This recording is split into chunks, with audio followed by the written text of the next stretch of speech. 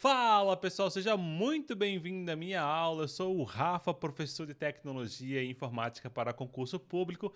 É muito bom ter você aqui de volta porque hoje a gente tem um assunto muito bacana que é o assunto de criptomoedas. É um assunto que ele tem de cair nas provas de concurso, principalmente mais para a área bancária, também para a área de investigação. Então, se você estuda para alguma dessas áreas, vai te atender perfeitamente aqui essa aula. Preparei um material super rico para vocês e falando nisso, esse material ele tá aqui na descrição, então já aproveita, se inscreve, compartilha esse vídeo com seus amigos, curta também esse vídeo para a gente expandir, né, esse material, esse conteúdo e também saber quem está fazendo um bom trabalho aqui fornecendo esses cursos gratuitos para vocês para concurso público. Maravilha? Gente, aqui na descrição ainda vai ter também um material da banca IDECAM. A gente preparou ali 100 questões, né? Então é um PDF que você baixa com 100 questões da banca IDECAM para você treinar. Então você que vai fazer a prova da Polícia Civil de Santa Catarina, baixa esse arquivo, aproveita ali, usa ele com bastante... faça bastante proveito, né, desse arquivo, que eu tenho certeza que vai ajudar você na prova de concurso. E também não me esqueça de me seguir lá nas redes sociais. Maravilha? Então vamos lá, gente, sem mais enrolação. Hoje a gente tem aqui então criptomoedas, um assunto muito legal de trabalhar. Eu particularmente gosto bastante e é um assunto que não é tão mais novo assim, né? Ele já é um assunto já bem público, né? Está bem assim, na boca do povo. Todo mundo já sabe o que é um Bitcoin, já sabe como o que é uma criptomoeda, né? Mas será que sabe de fato como que ela funciona? Né? Você sabe como é que funciona? Qual é o papel de minerador? O que é uma mineração? Como é que a gente consegue ali, né, guardar os bitcoins? Então eu vou explicar para vocês na aula de hoje. Gente, então a primeira coisa que a gente precisa saber é o que define o dinheiro, né? O que é aquele papel azul que a gente utiliza, ou papel, né, dependendo da nota, vermelho ou papel amarelo, o que ele define como dinheiro, né? O dinheiro, gente, ele vai ter um nome chamado de moeda fiduciária, que é o real, por exemplo, que a gente utiliza aqui no Brasil. E o que é a moeda fiduciária? Fiduciária, ela vem da palavra fidúcia, que significa confiança. Então ela é uma moeda onde a gente confia no governo. Então quanto melhor a nossa economia, melhor é a nossa moeda. Porque quem vai definir as políticas públicas de economia vai ser o governo. Então a gente coloca na mão do governo esse controle da nossa moeda e aí a gente tende a confiar, fazer um pacto social que aquele papel azul ele vale um X valor, né? E não um outro papel qualquer, né? Por isso a gente chama de moeda fiduciária, porque a gente confia na moeda no qual está centralizada na mão do governo, tá? Por isso que ela tem esse nome de fiduciária. Para definir uma moeda, a gente precisa de três características. Primeiro, ela tem que ser um meio de pagamento. E aqui no Brasil, esse meio de pagamento ele é obrigatório. Como assim, professor? Eu não posso chegar ali no mercado, né, levar ali uma caixa, né, de banana e falar, olha, eu quero comprar pão com essa caixa aqui de banana, né? O mercado pode até aceitar, né, mas ele pode também recusar, porque ele não é obrigatório utilizar, né, uma outra função ali a não ser o real. Então, o real não, né? Se eu chego lá com o real, né, na padaria ou no mercado, a padaria, o mercado tem a obrigação de aceitar, né? Nenhum, né, estabelecimento pode recusar o meio de pagamento sendo em real, tá? Bom, e aí a gente precisa também saber que a moeda, né, o dinheiro fiduciário, ele tem que ser uma unidade de conta. Como assim? Vamos dizer que eu quero comprar lá uma barra de chocolate, né? Essa barra de chocolate, ela vai ser R$ 10, por exemplo, né? R$ 10, né? Então, eu posso usar ela como unidade de conta, né? Ah, o seu salário vai ser R$ 1.500, né? Então, eu estou usando uma unidade de conta, né? Agora, as criptomoedas, né, elas não são usadas como unidade de conta. Eu não posso dizer, ó, isso aqui vale X bitcoins, né? Ou X Ethereum, né? Que é uma moeda também digital. A gente não pode usar as criptomoedas para esses casos, porque ela não pode ser utilizada como uma unidade de conta. Ah, professor, mas eu vi que tem um hostel lá em Floripa que ele usa lá o Bitcoin, né? Mas o que ele faz, né? Ele converte para real. Poxa, se hoje um Bitcoin ele é 330 mil, se eu não me engano, né? Um Bitcoin. Então o cara vai ter que lá particionar, olha, vai ter que mandar 0,00001 Bitcoin, né? Por diária, por exemplo, né? Então ele converte isso para real e aí você paga, né, no valor relacionado, tá? E o que mais? Ele é uma reserva de valor, né? A moeda fiduciária é uma reserva de valor. Como assim? É a capacidade de manter o poder de compra ao longo do tempo, né? Pô, se eu tenho R$ 100 hoje, amanhã eu preciso comprar, né? Eu posso utilizar esses R$ 100 para comprar também. É claro que a gente vai ter ali o impacto da inflação e isso é um dos pontos que veio, né, a ser criado os bitcoins, que veio a ser criados as moedas digitais, né? Mais os bitcoins, né, as criptomoedas. Mas então a reserva de valor também é uma característica das moedas fiduciárias. Maravilha? Bom, gente, não esquece de qualquer dúvida que vocês tiverem, colocar aqui nos comentários que aí eu vou respondendo vocês, tá? Bom, aqui então o papel, né, que como dizer aqui, a nota de R$ 100, que indica que ele é uma promessa, né? Ele vai prometer que eu consigo ir lá no mercado e trocar por alguma coisa, né? Então a gente tem um pacto social reforçado por uma lei e a gente é obrigado a utilizar, né, esse papel. É muito diferente, gente, quando a gente utilizava, né, o ouro, né? Antigamente, lá bem antigamente, né, que sei lá, tipo, em época de 1800 para trás, né, se utilizava metal precioso, né, para ser moeda. Por quê? Porque nele mesmo já tinha um valor, né? Então se utilizava ouro, prata, cobre, né? Tudo isso tinha um valor ali intrínseco. Então o ouro, que é um metal precioso, ele pode ser utilizado para muitas outras coisas, né? Para joias, para fazer ligas, armaduras, armas, ou um monte de outra coisa, porque ele é um metal não é como se seja um metal raro, mas ele é um metal, né, que tem um alto valor intrínseco, né? Então, ao longo do tempo, né, foi se vendo que, poxa, por que eu vou usar o ouro, que é algo tão bom para usar para outros materiais, no meu dia a dia, se eu posso usar uma moeda fazendo um pacto ali social, né? Então, hoje, né, se usa ali a moeda fiduciária, que é a moeda em papel. Não tem, eu acho que mais nenhum outro país aí que vai utilizar mais a moeda em ouro ou moeda em prata, né? Eu acho que, se eu não me engano, a moeda de hoje elas são em níquel, né? Se eu não me engano, né? Que são essas moedas que são fabricadas hoje pela Casa da Moeda aqui no Brasil. Beleza, mas aonde mora a confiança da moeda, né? Quando a gente fala de moeda fiduciária, a gente está confiando no governo, né? Baseado naquelas pessoas que a gente elegeu e eles vão ali fazer toda a política econômica, fazer com que a nossa economia ela fique melhor ou ela fique pior e dependendo, né, da economia, a moeda vai ficando mais forte ou vai ficando mais fraca. Quanto mais a moeda estiver mais forte, né, mais valorizada ela vai estar. E quanto mais valorizada ela está, mais poder de compra eu tenho com a minha moeda, né? E isso eu posso barganhar até com outras moedas. Há um tempo atrás, tu conseguia ir ele para a Argentina, por exemplo, né? E o real era festa, né? Conseguia fazer ali grandes compras, né? Era muito barato tu ir para a Argentina, né? Por quê? Porque o real ele valia muito mais que o peso argentino. Hoje em dia já está mais equilibrado, mas antigamente, ali uns 5, 7 anos atrás, né? Tu conseguia trocar ali o peso a um preço muito bacana, né? O valor do real era muito alto e o peso estava muito desvalorizado. Justamente, né, porque a economia da Argentina ela não estava tão boa, né? Bom, e as criptomoedas, né? As criptomoedas não têm essa correlação, né? Elas não vão ser baseadas em alguma economia. Isso eu vou explicar um pouquinho mais para frente também. Então, lembrando então que as moedas fiduciárias elas são centralizadas e são falíveis, né? Então, uma moeda lá de um país ela pode falir. A Argentina, por exemplo, né, dependendo do lugar que tu vai, ela aceita dólar, ela aceita real, né? Porque para ela vale a pena, né? Porque são moedas bem valorizadas, né?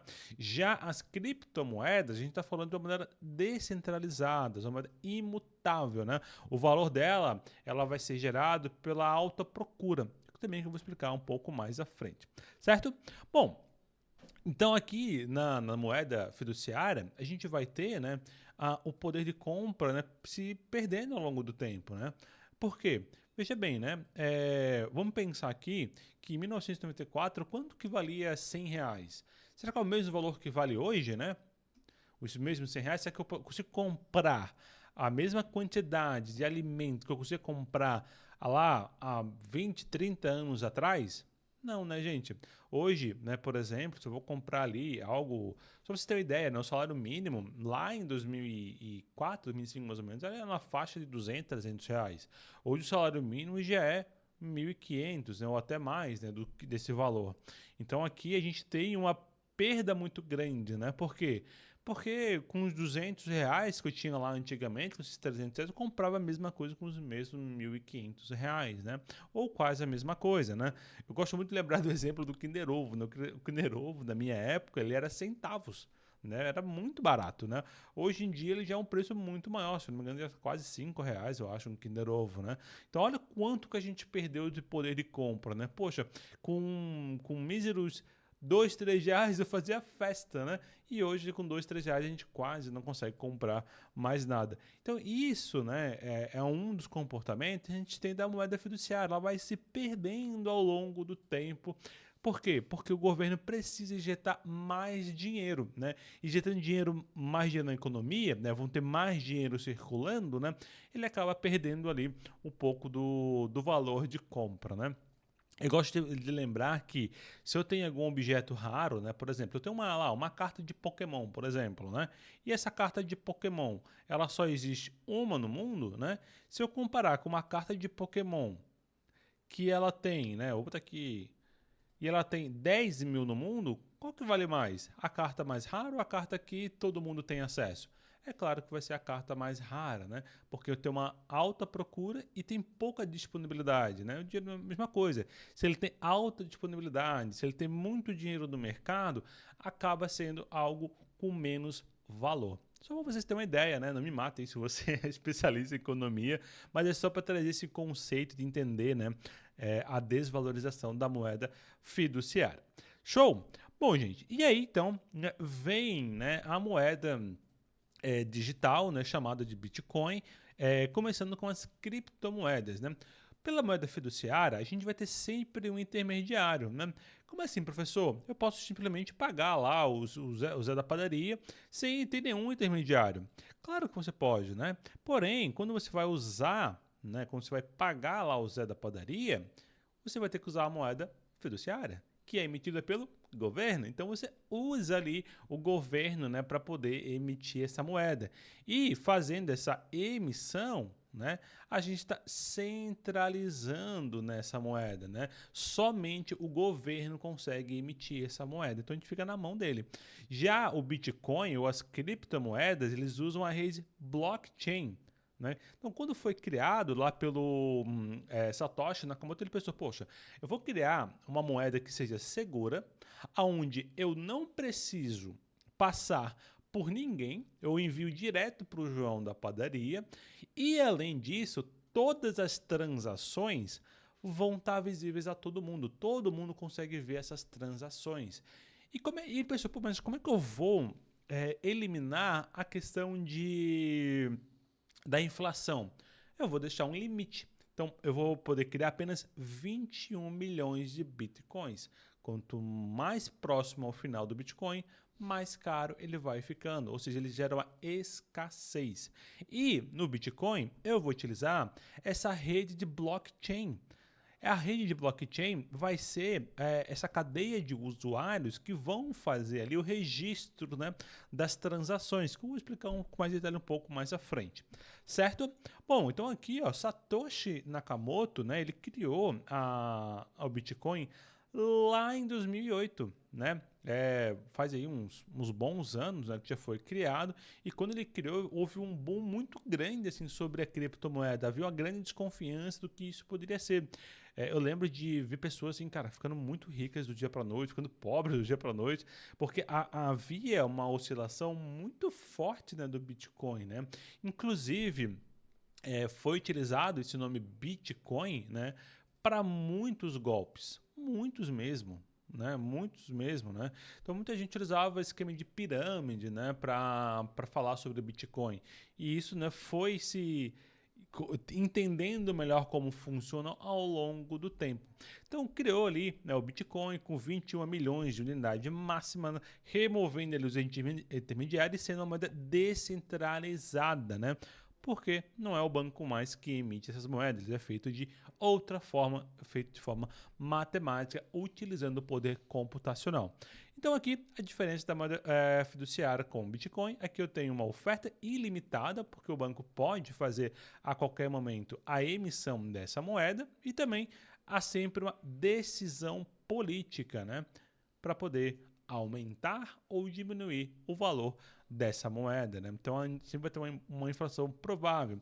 E o Bitcoin? O Bitcoin ele tem uma oferta finita de 21 milhões, o que gera uma escassez matemática e uma certa previsibilidade, certo? Bom, mas da onde vem então essa confiança? Pô, professor, como é que eu vou confiar numa moeda, né, que eu não pego, que eu não toque, né, que eu olho apenas uma tela de computador? Como é que eu vou gerar uma confiança, né, nessas criptomoedas? Aqui entra o papel da mineração. E o que é a mineração, né? A mineração são computadores, né, onde ele faz o registro de todas as transações. Isso gera o que a gente chama de blockchain. Então a blockchain é onde eu registro todas as transações. E como é que ela faz isso? Ela usa o poder computacional, uma rede, né, de segurança, e para ele gerar, né, porque vamos pensar que os mineradores, né, eles fazem isso de graça, né, na verdade, né? São computadores que ficam ali o dia inteiro, né, minerando, calculando transações, né? Quanto mais computadores eu tenho, mais rápido são feitas as transações. E isso gera uma recompensa, né, de bitcoins para eles. Antigamente, gente, há um bom tempo atrás, havia muitas fazendas de computadores fazendo mineração de Bitcoin, mas muitas mesmo, tá? Eu lembro de ver, assim, coisa de em jornais, assim, de casas enormes, assim, com várias placas de vídeo, né, todas empilhadas, minerando 24 horas por dia. Por quê? Porque toda a mineração que ela gerava, todo o registro que ela fazia na blockchain, todo o registro de transação que ela fazia, acabava gerando uma recompensa de Bitcoin. Isso dava um certo valor, dava um certo lucro. Hoje em dia, né, não se faz mais isso porque o custo da energia é muito maior do que a recompensa em Bitcoin.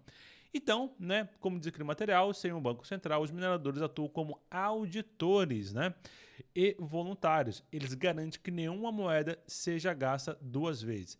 Como assim, professor? Se eu tenho digamos que essa caneta aqui, ela seja né, 10 reais.